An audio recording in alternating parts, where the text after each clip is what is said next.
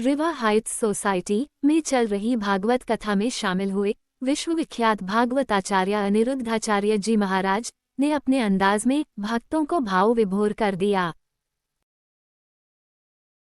भागवत जी भगवान का वांग्मय स्वरूप है।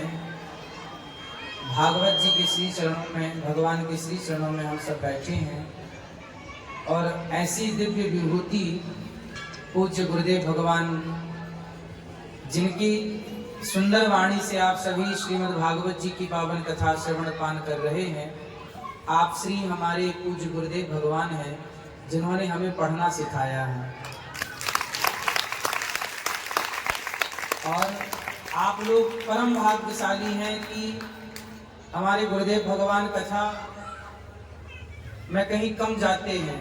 चाह करके भी गुरुदेव भगवान के पास बहुत लोग चाहते हैं कि हम आपको बुलाएं, आपसे कथा कराएं, पर गुरुदेव भगवान केवल हम जैसे बच्चों को पढ़ाने में इतने बिजी होते हैं कि हम जैसों को ये ना पढ़ाते तो आज हम आपकी कैसे सेवा करते।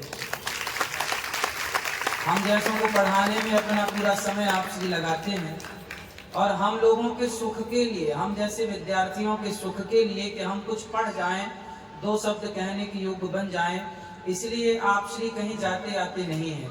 वो तो आप लोगों का बड़ा भाग्य है कि आप लोगों के आह्वान पर गुरुजी आ गए, क्योंकि गुरुजी कम जाते हैं। बहुत लोगों का बुलावा होता है पर कम जाते हैं, क्योंकि आपका नित्य का जो कर्म है वो विशेष कर्म तो बच्चों को पढ़ाना ही है। और हमने तो जब से होश संभाला 2006 में पढ़ने के लिए जब वृंदावन आए तो सबसे पहले पूज्य गुरुदेव भगवान की शरण में ही गए और इनके चरणों में बैठकर कुछ पढ़ा। हम जैसे हजारों मतलब बहुत, हजारों बहुवचन है, बहुत बच्चों को पढ़ाया है गुरुदेव भगवान। और हम जैसे कितने बच्चे आज समाज की सेवा में पूरे देश के कोने कोने में लगे हैं। वृंदावन में आज एक ही स्थान है जहां सुंदर ढंग से पढ़ाई होती है और वो केवल गुरुदेव भगवान के चरणों में। तो गौरी गोपाल जो गुरुकुल है, गौरी गोपाल गुरुकुल के बच्चों को भी गुरुदेव भगवान ही पढ़ाते हैं।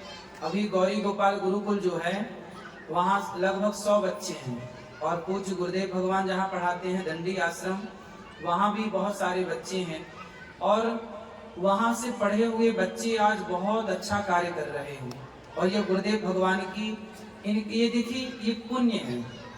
जब कोई संत, कोई गुरु कोई पुण्य का कार्य करता है तो वो ये जप करते हैं, तप करते हैं, अनुष्ठान करते हैं, त्याग करते हैं, तो ये अपने लिए नहीं करते, इनके संबंध से। अब ये जिनके गुरु हैं, मतलब हम जैसे विद्यार्थी जिनका इनसे संबंध हो गया, एक भी दिन यदि इनसे कोई पढ़ा है तो वो संबंध हो गया गुरु शिष्य का। और इनका जो पुण्य है, कहते हैं बाढ़ पूत पिता के धर्मा, कहावत गांव में है, आप जानते हैं नहीं जानते इस बात को, पर बात ये है कि जब पुत्र बढ़ता है, शिष्य बढ़ता है, तो वो गुरु के पुण्य से ही बढ़ता है। भगवत कृपा है, गुरु का पुण्य होता है। तो आप जैसे गुरु चरणों में बैठ के हमें जो अक्षर पढ़ने का, सीखने का अवसर मिला, ऐसे पूज्य गुरुदेव भगवान की चरण रज को उठाकर ये दास संगत अपने माथे पर रखता है।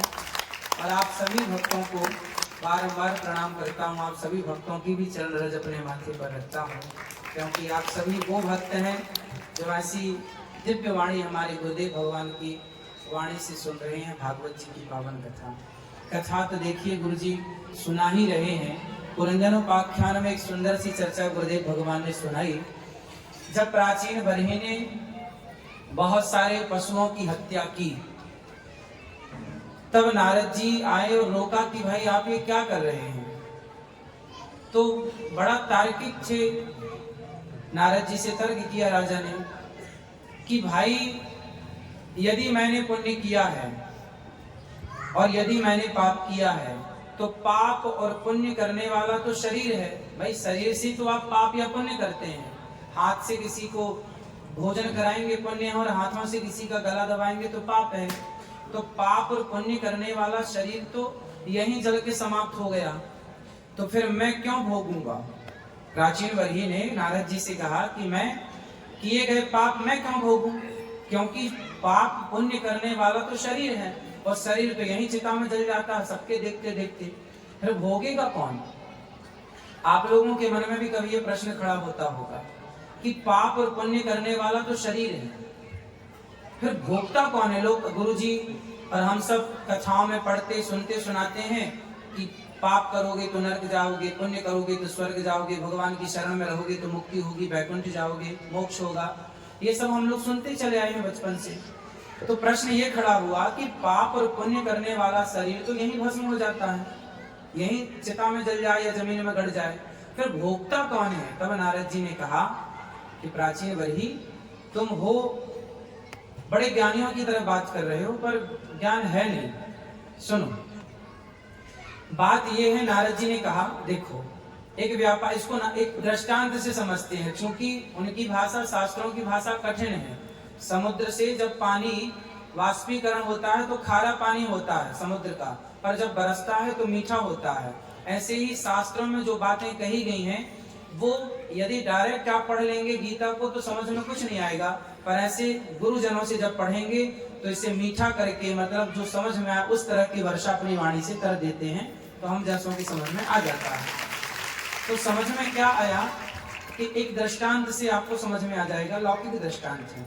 एक सेठ जी थे, वो अपना कपड़ों की व्यापारी थे, कपड़ों की दुकान बंद करके वो घर में गए, और जब सोए तो उन्हें स्वप्न आया, और स्वप्न में उन्होंने देखा कि ग्राहक आया और ग्राहक को उन्होंने कपड़ा दिया। एक सेठ जी थे जिनकी कपड़ों की दुकान थी, वो अपना दुकान बंद करके जब घर गए, खा पी कर सोए, तो उन्हें एक सपना आया। सपने में उन्होंने क्या देखा? स्वप्न में कि कोई ग्राहक आता है, कहता है कि हमें 2-4 मीटर कपड़ा दो। तो वो एक शॉल ओढ़े हुए थे, रात को चादर शॉल कुछ भी ओढ़े होंगे। तो ग्राहक ने कहा कपड़ा दो, तो उन्होंने अपनी शॉल को ही फाड़ दी, और जैसी फटी शॉल तो उनकी आंख खुली, और जब आंख खुली तो ना वहां दुकान सत्य थी, ना वहां ग्राहक था, ना तो ग्राहक था ना तो दुकान थी, लेकिन जो शॉल फट गई वो तो सचमुच फट गई। उसी तरह ना तो ये संसार सत्य है, ब्रह्म सत्यम जगन मिथ्या, ये संसार सत्य नहीं है, और ना ये शरीर सत्य है।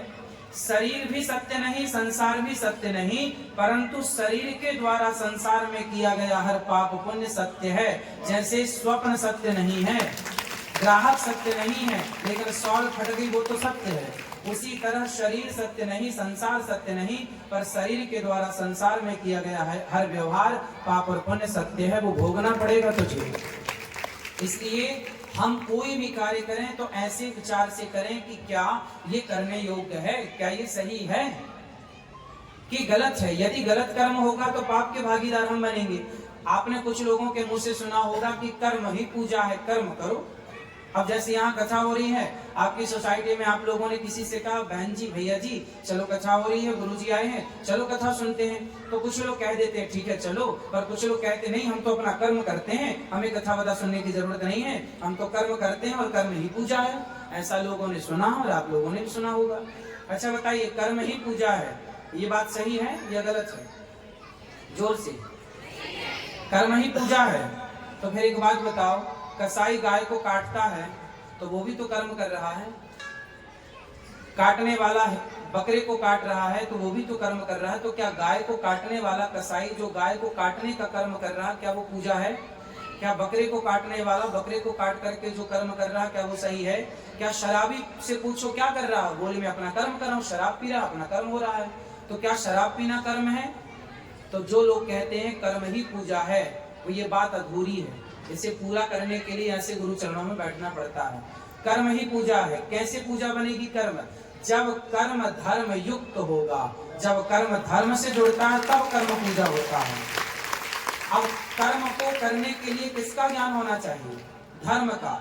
अब जैसे हमें धर्म का ज्ञान है कि हमें गाय हमारी माता है, तो हम गाय को माता मानेंगे, उसे काटेंगे क्यों?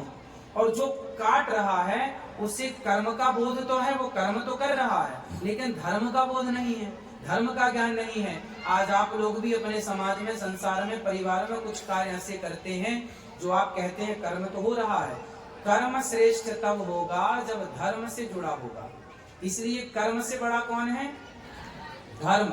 यदि धर्म युक्त कर्म है तब वो कर्म सही है, और धर्म युक्त कर्म नहीं है तो वो कर्म, फिर वो कर्म पूजा नहीं है। भगवान कह रहे हैं कर्मण्येवाधिकारस्ते, तू कर्म कर, लेकिन किस कर्म की बात कर रहे हैं? कर्मों को भी तो गिनाया है, ये करने योग्य हैं, ये करने योग्य नहीं है, ये करो, ये मत करो।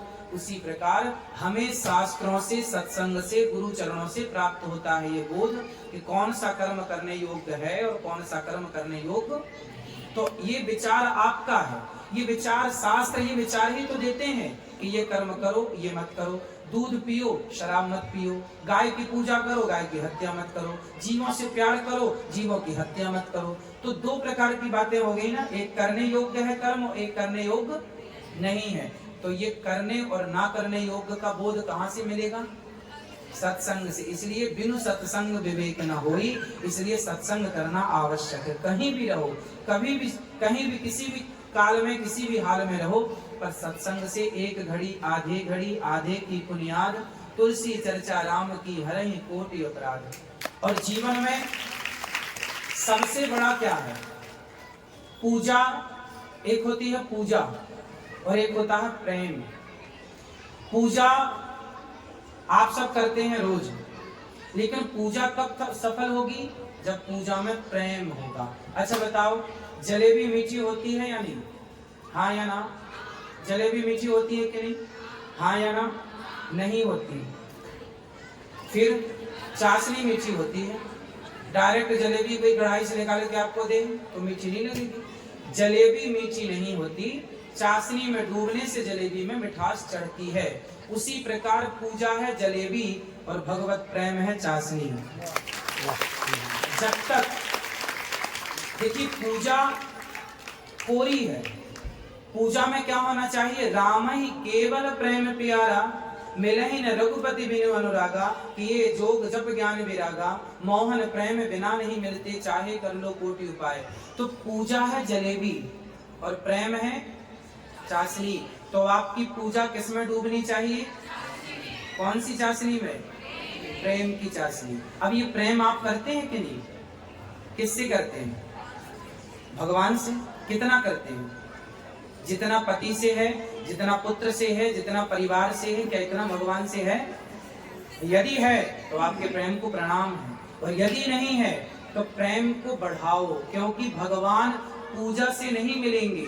पूजा सहयोगी है, भगवत प्राप्ति में पूजा सहयोगी है, लेकिन अकेली पूजा क्या कर लेगी? दुर्योधन की पूजा को भगवान ने स्वीकार किया? कन्हैया आज हमारी मैया ने 56 भोग बनाए आपके लिए, माता गांधारी ने, आप खा लो।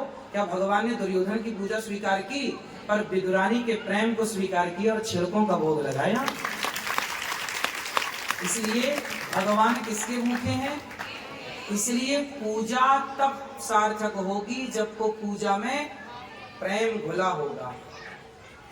इसलिए प्रेम जरूरी है। हमारे वृंदावन में, हमारे जो वृंदावन की धरती है ना, वो प्रेम की धरती है। वहां पर क्या है? प्रेम है। कैसा प्रेम चाहिए? अच्छा प्रेम आप लोग करते हैं तो बताओ प्रेम किसे कहते? प्रेम की परिभाषा क्या है? बताओ प्रेम की परिभाषा क्या है? आप अपने पति से करते हैं, पुत्र से करते हैं, बेटी से करते हैं, और इष्ट मित्र दोस्तों से करते होंगे। तो बताइए प्रेम क्या है? करते तो है ना, परिभाषित करो से। परिभाषा क्या है प्रेम की? प्रेम की परिभाषा है, समझो, एक छोटी सी बात कह करके मैं पूरी बात करूंगा। गुरुजी जल्दी समझ नहीं जाता। देखिए प्रेम क्या है, हमने गुरु चरणों में बैठ के जो सुना, जो पढ़ा, वो आपको केवल बता रहे हैं, और ये सब हमारे गुरुजी आपको सब बताएंगे या बता चुके होंगे। तो प्रेम क्या है वो आप समझिएगा। गोपियां भगवान के प्रेम में रो रही हैं। जब भगवान मथुरा, वृंदावन से मथुरा गए, और जब रोई गोपियां, तो मथुरा से वृंदावन बहुत दूर तो नहीं है, 10 किलोमीटर है या 12 किलोमीटर है या 15 किलोमीटर है। पैदल जाएंगे आप तो 2 घंटे या 3 घंटे से ज्यादा पैदल की यात्रा है, 3 घंटे। और आप रथ से जाएंगे तो रथ तो 20 मिनट पहुंचा देता था उस जमाने में, और जल्दी। तो गोपियां सुबह जाती। अब देखिए हम वृंदावन से यहाँ आ गए और आके आपका दर्शन करके और वापस भी चले जाएंगे। तो जब हम वृंदावन से यहाँ आ गए 100 किलो 150 किलोमीटर दूर, तो क्या गोपियां 10-12 किलोमीटर दूर नहीं जा सकती थी? जा सकती थी तो क्यों नहीं गई? क्यों भगवान को भेजना पड़ा उद्धव जी को? भगवान ने कहा घनश्याम ने उद्धव से, वृंदावन जरा जाना, वहां की गोपियों को ज्ञान का कुछ तत्व समझाना। विरह की वेदना में वे सदा बेचैन रहती हैं, तड़प कर आह भरती हैं और रो रो कर ये कहती हैं। गोपियां बस एक ही बात कहती हैं, है प्रेम जगत में सार, है प्रेम जगत में सार, और कुछ सार नहीं, केवल प्रेम सार है। उद्धव जाओ, कहा उद्धव ने हंसकर, मैं अभी जाता हूँ वृंदावन, जरा देखूं कि कैसा है कठिन अनुराग का बंधन। मैं अभी जाता हूँ। उद्धव जी चले और जब गोपियों के पास पहुंचे तो गोपियों से कहा कि आप रो क्यों रही हैं? गोपियां बोली, हमें रोने दो, हम प्रेम करती हैं। अच्छा, प्रेम करती हो तो रोना जरूरी है क्या? हाँ। अब देखो, प्रेम की परिभाषा की ओर मैं चल रहा हूं आपको लेकर। प्रेम क्या है? शास्त्रों ने एक छोटी सी लाइन कही है, तत्सुखी सुखित्वम। होगी परिभाषा, ये परिभाषा होगी। क्या मतलब निकला इसका? इसका अर्थ निकला कि अच्छा ये बताओ, आप अपने पति से प्रेम करती हो या आपका पति आपसे प्रेम करता है? पत्नी कहे कि आप मेरे हिसाब से चलो और पति कहे अच्छा ठीक है मैं तेरे हिसाब से चलता हूं, तो बताओ इन दोनों में प्रेम कौन करता है? पत्नी बोले कि आप मेरे हिसाब से चलोगे और पति बोले अच्छा ठीक है तू जैसा कहती है मैं तेरे हिसाब से चलूंगा। इनमें प्रेम करने वाला कौन है? कौन है? जो प्रेम होता है ना, वो प्रेम जो होता है वो हिसाब से चलाता नहीं है, वो हिसाब से, हाँ, हम आपको अपने हिसाब से चलाएं ये तो स्वार्थ होगा, पर हम आपके पीछे पीछे आपके हिसाब से चलें ये प्रेम है। और प्रेम कैसा है कि हम आपको अपने हिसाब से ना चला। अच्छा देखिए, अब कुछ लोग वृंदावन जाते हैं, जैसे भगवान जी विराजे हैं सामने, तो कुछ लोग भगवान के पास जाते हैं और भगवान से कहते हैं प्रभु हमें ये चाहिए, हमें बहू के बेटा नहीं हो रहा, हमें ये हो रहा, हमें ये चाहिए, ये हो रहा। आप भगवान से कुछ चाहते हैं, आप भगवान से कुछ, यदि आपके अंदर भगवान से कुछ पाने की इच्छा है तो फिर वो प्रेम कहाँ है? वो तो स्वार्थ है ना, स्वार्थ लाग करें सब प्रीति, वो स्वार्थ है, तो प्रेम नहीं है। प्रेम क्या होगा? प्रेम का अर्थ है कि मैं भगवान से ये ना कहूं कि प्रभु मुझे ये दो, प्रेम कहता है कि प्रभु जो आपकी मर्जी है वो दो, मैं उस हाल में आपका स्मरण करूंगा, उस हाल में खुश रहूंगा। अच्छा, सुदामा जी द्वारिका गए, क्या सुदामा जी ने भगवान से कुछ डिमांड की, कुछ मांगा कि प्रभु इतनी दूर आया हूं कुछ तो दो? नहीं, सुदामा लेने नहीं गए थे, बल्कि अपनी हैसियत के अनुसार 4 मुट्ठी चिवड़ा देने गए थे। जहां प्रेम होता है वहां लेना नहीं होता, वहां तो अच्छा आप बताओ भगवान को आप क्या दे सकते हैं? अब बात आ गई ना कि जहां प्रेम होगा वहां लेना नहीं है, तो आज से भगवान से कुछ लो मत। अब आप सवाल कर सकते हैं कि देखिए हम भगवान से नहीं मांगे तो किससे मांगे? बात आपकी ठीक है, इसका समाधान आपको दे दूं कि एक बात बताओ, छोटा सा बच्चा क्या अपनी माँ से कभी बोलता है? 4 महीने का बच्चा कि मुझे दूध पिला दो, मुझे सर्दी लग रही है कंबल उड़ा दो, क्या छोटा सा बच्चा कभी मांगता है? नहीं मांगता। तो बिना मांगे उससे सब कुछ मिलता है कि नहीं? हाँ या ना? तो सोचो कि जब छोटे से बच्चे को बिना मांगे सब कुछ मिलता है, उसकी माँ देती है, तो हमारे भगवान क्या बिना मांगे हमें कुछ नहीं देंगे? मांगने से छोटे क्यों बने हम? मांगने वाला छोटा होता है, बड़ा नहीं, इसलिए क्यों मांगे हम? भगवान से क्यों मांगे? भगवान से प्रेम करो। क्या करो? और जब प्रेम करोगे, सुदामा जी यदि मांगते श्याम सुंदर से तो कितना मांगते? बताइए, सुदामा मांगते तो क्या उतना मांग लेते जितना बिना मांगे भगवान ने दिया? क्या सुदामा इतने मांगने की ताकत रखते? अरे सुदामा मांगते तो कितना मांगते? जो बिना मांगे उन्होंने दे दिया। एक बार उनसे प्रेम करके तो देखो, मांगना कहाँ पड़ता है, वो बिना मांगे सब देते हैं। जब बिना मांगे बच्चे को माँ सब चीज देती है, उसकी हर जरूरत समझती है, तो भगवान भी तो हमारी माँ है। माता रामो मत पिता रामचंद्र। भगवान भी तो आप लोग गाते हो, मात पिता तुम मेरे शरण गहूं किसकी। तो केवल गाते ही हो क्या, मानते नहीं हो इन्हें अपनी माँ? मानो। और जहां प्रेम का अर्थ होता है हम देना चाहते हैं। सुदामा जी ने क्या किया, अपनी हैसियत के अनुसार 4 मुट्ठी चिवड़ा दिया। अब आपसे एक सवाल है, आप प्रेम करते हैं भगवान से? हाथ उठा के मुझे कंफर्म कराओ, कितने लोग करते हैं? तो चलो बताओ, सुदामा ने तो अपनी हैसियत के अनुसार 4 मुट्ठी चिवड़ा दिया। आप बताओ कि आप भगवान को क्या दे सकते हैं? क्या दे सकते हैं? क्या भाव? कौन सा भाव? आलू क्या भाव है? क्या दे, आप क्या दे सकते हैं भगवान को? फास्ट बताइए। लक्ष्मी नारायण भगवान सुन रहे हैं सब चीज। जाप दे सकते हैं, आप जाप दे सकते हैं। आप क्या दे सकते हैं? प्रेम दे सकते हैं। आप क्या दे सकते हैं? भक्ति भाव दे सकते हैं। आप क्या दे सकते हैं? चलो हम बता दें क्या दे सकते हैं। देखिए, भक्ति भाव प्रेम ये तो ठीक है, ये तो करना है, ये तो हमारे लिए और आपके लिए प्रेम हमारे भीतर हो भगवान के लिए। भगवान को क्या दे सकते हैं? क्या देना है? आपके पास क्या है देने के लायक? आपके पास अच्छा, भगवान के पास एक चीज नहीं, वो आप दीजिए भगवान को। आप नारियल देते हैं तो भगवान को नारियल की कोई जरूरत नहीं। आप मिठाई देते हैं, भगवान को मिठाई की कोई जरूरत नहीं। आप पुष्प चढ़ाते हैं, ये पुष्प आपके घर में बनते नहीं है, ये भगवान के ऑलरेडी खिलाए हुए हैं। आप भगवान को पैसा चढ़ाते हैं, उनके पांव लक्ष्मी जी दबा रही, उन्हें पैसे की कोई जरूरत नहीं। आप भगवान को वस्त्र देते हैं, भगवान को वस्त्रों की कोई जरूरत नहीं। क्या दे सकते हैं? भगवान के पास यदि एक चीज नहीं है, वो क्या है? नहीं, भगवान के पास क्या नहीं है? 10-20 एक हाथों सो गयो श्याम संग को आराध ईस। हम क्या दे सकते हैं भगवान को? हाँ, इसलिए आप ना ये प्रेम भाव भक्ति अपने पास रखो, मिठाई पैसा अपने पास रखो। जो आपका मन है उसे निर्मल करो और भगवान को चढ़ा दो। निर्मल मन जन सो नहीं पावा, मोरी कपट जल छिद्र न भावा। आप दे सकते हैं भगवान को, तो क्या दें? पवित्र मन। कौन सा मन? निर्मल मन, जिसमें कोई छल ना हो, कोई ईर्ष्या ना हो, कोई द्वेष ना हो, कोई घृणा ना हो, बिल्कुल साफ सुथरा।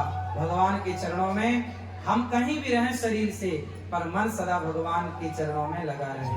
तो भगवान को क्या देंगे? भगवान को क्या दें? अपने आप को दे डालिए भगवान। प्रभु आज बिहारी जी के सामने आए हैं, आज भगवान लक्ष्मी नारायण भगवान के भागवत जी के सामने आए। आज कह दो प्रभु से, हे प्रभु आज मैं तुलसी नहीं लाई, आज मैं पुष्प नहीं लाया, आज मैं मिठाई मेवा मिष्ठान रुपया पैसा हीरा मोती सोना चांदी नहीं लाया, आज मैं खुद को लाया हूँ। आज मैं खुद को आपके श्री चरणों में समर्पित करने आई हूँ और आया हूँ। हाँ, तुम्हें सौंपता हूँ अमानत तुम्हारी, तुम्हें सौंपती हूँ अमानत तुम्हारी।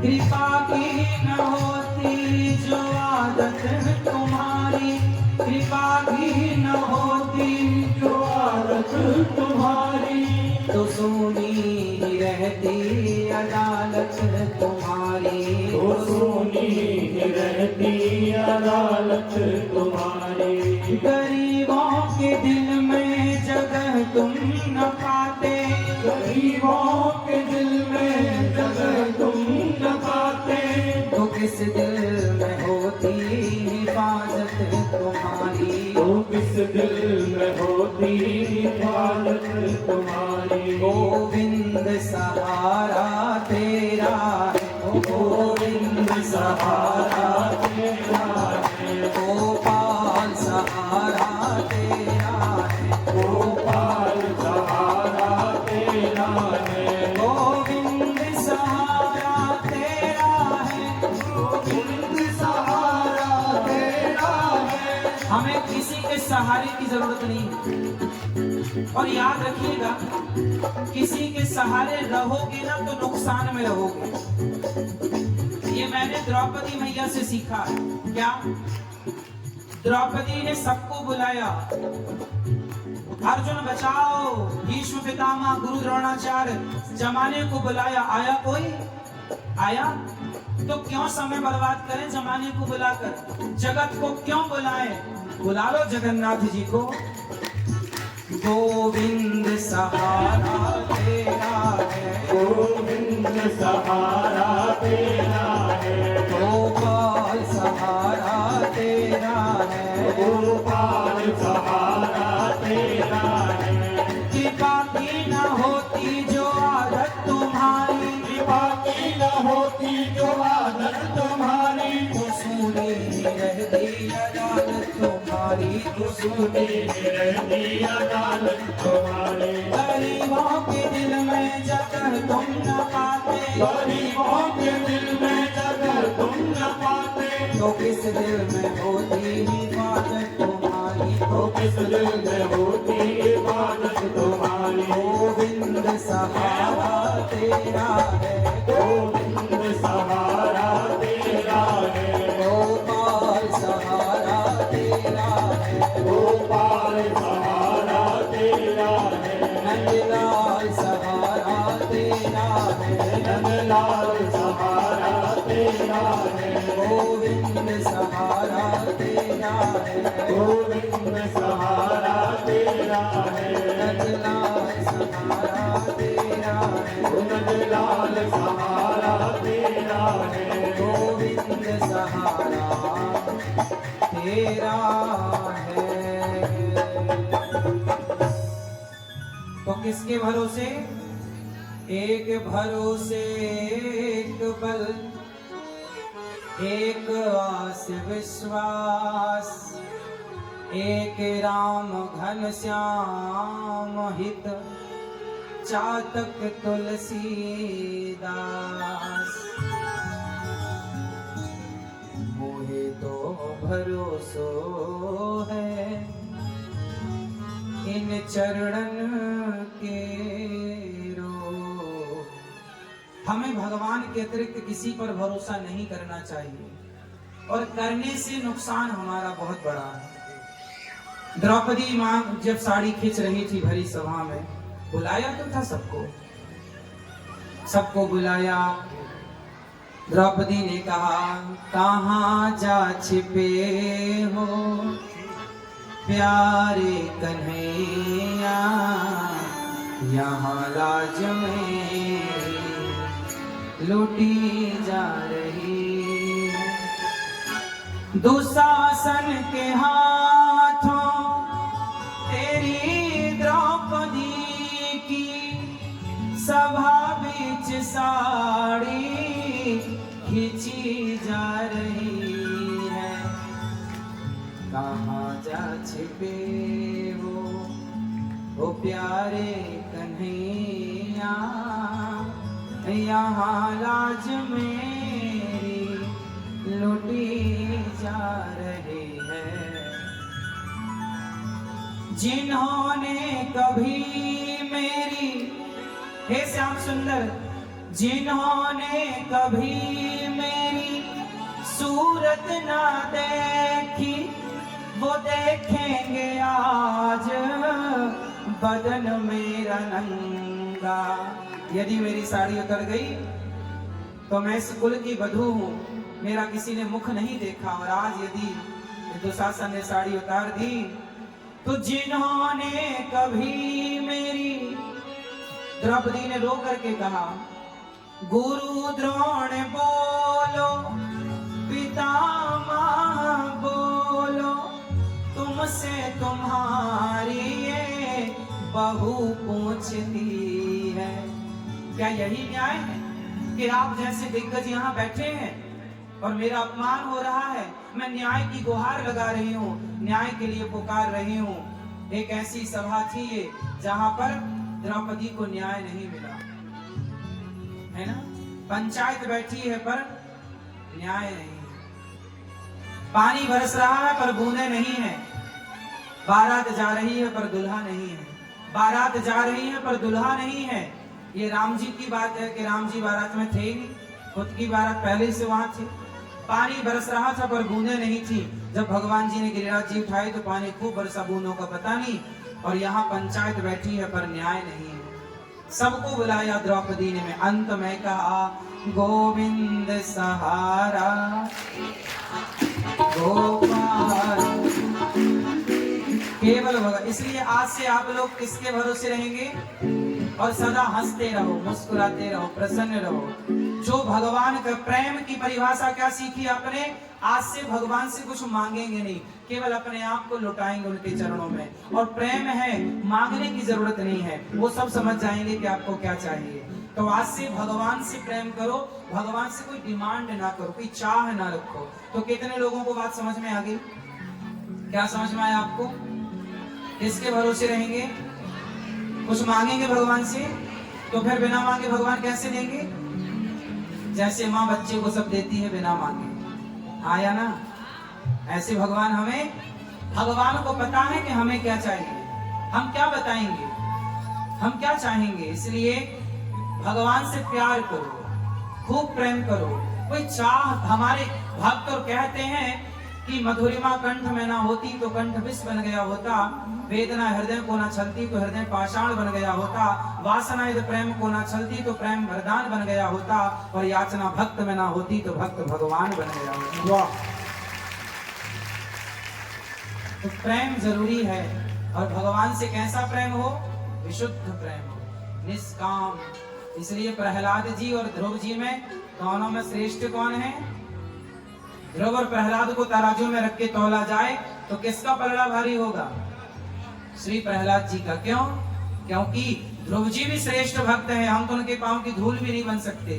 ध्रुव जी भी श्रेष्ठ हैं, कोई कमी नहीं है, पर उनके अंदर जरा राज्य की कामना थी, इच्छा थी।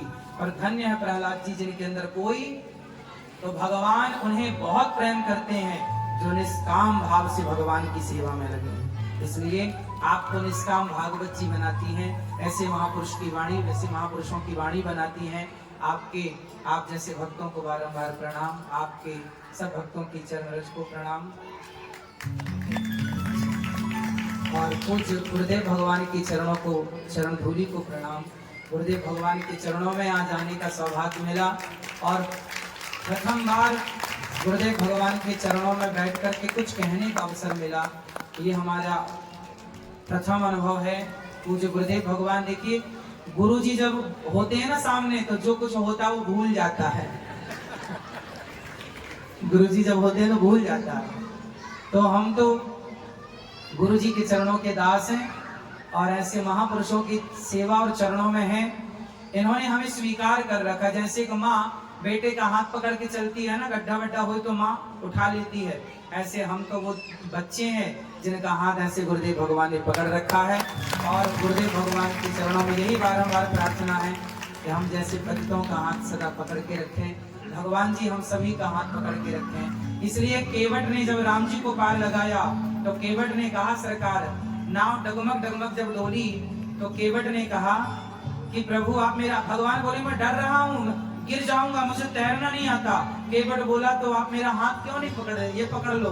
केवट आप क्यों नहीं पकड़ लेते राम जी का हाथ? केवट बोला, प्रभु यदि मैंने आपका हाथ पकड़ लिया तो अभिमान बस कभी छूट सकता है आपका हाथ, और जिसका हाथ आपने पकड़ लिया आप कभी नहीं छोड़ोगे। इसलिए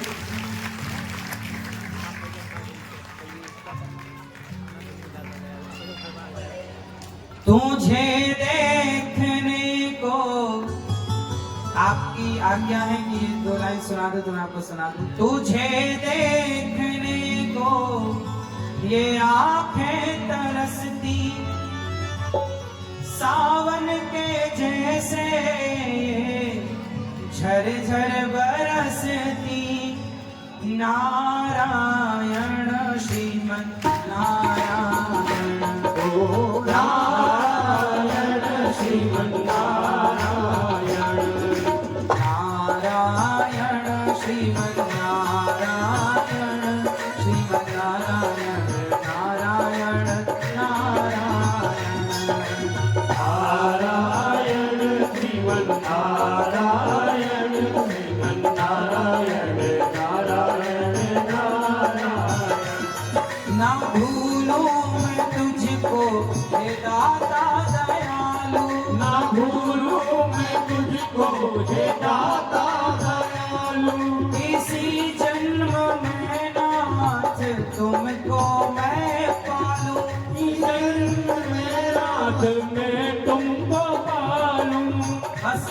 से यही कहो कि हे नाथ मैं आपको कभी, सब लोग बोलिए एक बार, हे नाथ मैं आपको कभी भूलूं नहीं, ना भूलूं मैं तुझको हे दाता दयालु, ना भूलूं मैं तुझको हे दाता दयालु।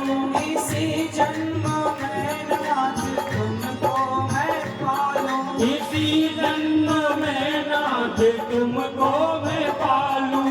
नारायण श्रीमन्नारायण, नारायण श्रीमन्नारायण, नारायण श्रीमन्नारायण, श्रीमन्नारायण नारायण नारायण। ओम नारायण श्रीमन्नारायण, श्रीमन्नारायण नारायण नारायण। बोलिए लक्ष्मी नारायण भगवान की जय हो, भागवत भगवान की जय हो, कृष्ण कन्हैया लाल की जय हो। जय जय श्री राम।